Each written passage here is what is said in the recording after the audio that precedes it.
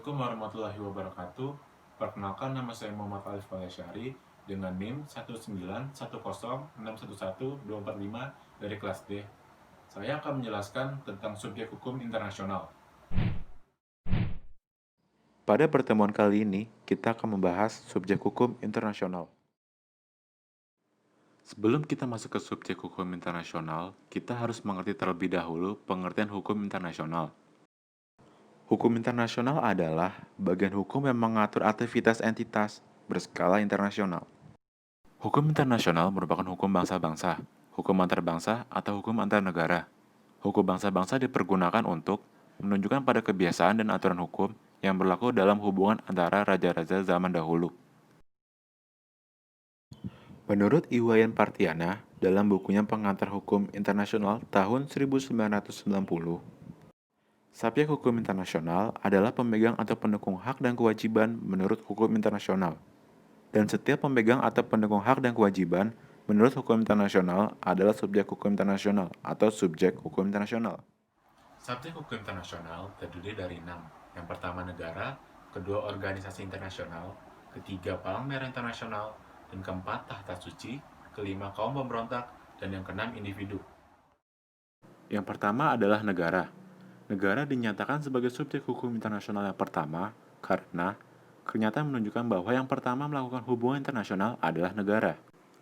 Menurut Konvensi Montevideo pada tahun 1949 mengenai hak dan kewajiban negara, kualifikasi suatu negara sebagai subjek hukum internasional adalah mempunyai penduduk yang tetap, wilayah tertentu, pemerintah yang sah, dan kemampuan mengadakan hubungan dengan negara lain.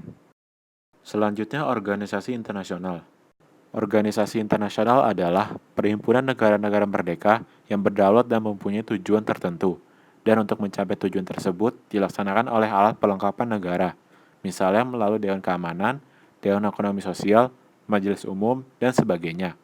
Organisasi internasional mempunyai hak dan kewajiban yang ditetapkan dalam konvensi-konvensi internasional yang merupakan anggaran dasar organisasi tersebut. Selanjutnya, Palang Merah Internasional. Palang Merah Internasional yang berkedudukan di Jenewa mempunyai tempat tersendiri dalam sejarah hukum internasional. Organisasi ini sebagai subjek yang terbatas lahir karena sejarah, walaupun kedudukannya diperkuat dalam perjanjian-perjanjian internasional dan kemudian konvensi-konvensi Palang Merah. Selanjutnya adalah Tahta Suci. Tahta Suci memiliki hukum dan kewenangan penuh dengan sebagaimana kedudukan yang dimiliki oleh negara. Hal ini timbul sejak diadakannya perjanjian antara Italia dengan Tahta Suci pada tanggal 11 Februari 1929 atau yang disebut Lateran Treaty, yang mengembalikan sebidang tanah di Roma kepada Tahta Suci dan memungkinkan didirikannya negara Vatikan. Tahta Suci ini mempunyai kegiatan di bidang keagamaan, politik, ekonomi, dan sosial budaya. Selanjutnya, kaum pemberontak. Kaum beligeran atau pemberontak awalnya muncul sebagai akibat dari masalah dalam negeri suatu negara berdaulat, maka penyelesaian sepenuhnya urusan negara yang bersangkutan. Apabila di dalam suatu negara ada suatu kelompok pemberontak yang telah berkembang menjadi kuat dan besar, serta menentang pemerintah yang berkuasa, maka kelompok tersebut dapat digolongkan sebagai beligeran. Adapun syarat-syarat dalam beligeran, yang pertama yaitu adanya peperangan sipil yang diikuti dengan pertikaian terbuka. Yang kedua, adanya penduduk wilayah tertentu dan penyelenggaraan pemerintahnya. Yang ketiga, dipimpin oleh seorang pemimpin yang bertanggung jawab terhadap anak buahnya. Dan keempat, adanya negara ketiga yang menyatakan sikapnya terhadap pertikaian tersebut. Selanjutnya, individu.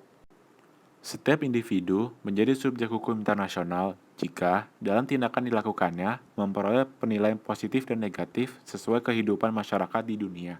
Pernyataan ini diperkuat dengan Deklarasi Universal tentang Hak Asasi Manusia atau Universal Declaration of Human Rights pada 10 Desember 1948, diikuti beberapa konvensi hak asasi manusia di berbagai kawasan.